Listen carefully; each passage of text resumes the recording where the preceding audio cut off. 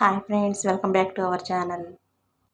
సాయంత్రం పూట తినడానికి పుల్లని పకోడీలు అయితే చేశానండి. ఎంతో టేస్ట్గా అయితే ఉండేయండి. నేనైతే చుక్కకూర అయితే తీసుకున్నాను 2 కట్టలు. అలాగే ఒక ఉల్లిపాయ, 2 పచ్చిమిరకాయలు అయితే తీసుకున్నానండి. చుక్కకూరని అయితే చక్కగా నీట్గా ఆకులు అయితే తీసుకోవాలండి. వాటిని నీట్గా కడుక్కొని చిన్న చిన్న ముక్కలుగా అయితే కట్ చేసుకోవాలి. బాగా వాష్ చేసుకోవాలి. ఎందుకంటే స్ప్రే చేస్తారండి. మనం గట్టిగా అయితే స్ప్రే అయితే మంచిగా అయితే వాష్ చేసుకోవాలండి. ఇసుక కూడా ఉండిద్దండి. ఇలా చిన్న ముక్కలుగా సాధ్యమైనంత చిన్న ముక్కలుగా అయితే కట్ చేసుకోండి. ఒక గిన్నె తీసుకుని అందులో ఈ చుక్కకూర ఆకులు, పచ్చిమిరకాయలు ఇలా కట్ చేసుకోవాలండి చిన్నగా. అలాగే పచ్చిమిరకాయ, అలాగే ఉల్లిపాయ రెండు ఈ గిన్నెలు అయితే వేసేసుకోవాలి. అలాగే 4 కరివేపాకు రెబ్బలు,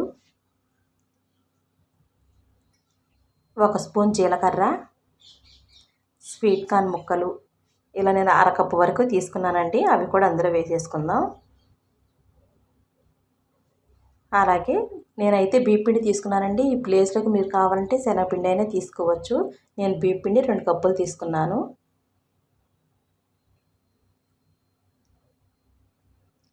అలాగే టేస్ట్కి సరిపడా సాల్ట్. మొత్తం ఇలా అయితే మొత్తం చక్కగా కలుపుకోవాలండి. ఫస్ట్ కలుపుకోవాలి మొత్తం.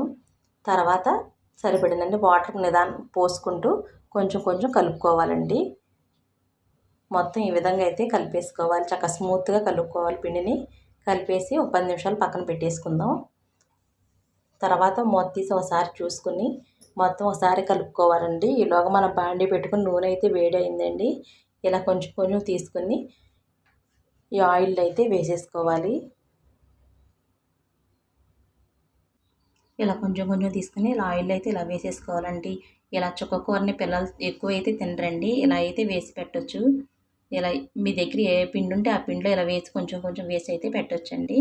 వారానికి 2-3 సార్లు తీసుకోవడం వల్ల రక్తహీనత అయితే తగ్గుతుంది. అలాగే మన ఎముకలకి దంతాలకు కూడా చాలా మంచిదండి ఆకుకూర. ఇలా మనం వేసిన తర్వాత పకోడీని అప్పుడే అయితే కలపకూడదండి. కొంచెం వేగిన తర్వాత ఇలా మనం గరిటె పెట్టి ఇలా కలుపుకుంటూ ఉండాలి. ఇలా కొంచెం వేగినాయండి. ఇక వీటిని అయితే తీసేసుకోవచ్చు.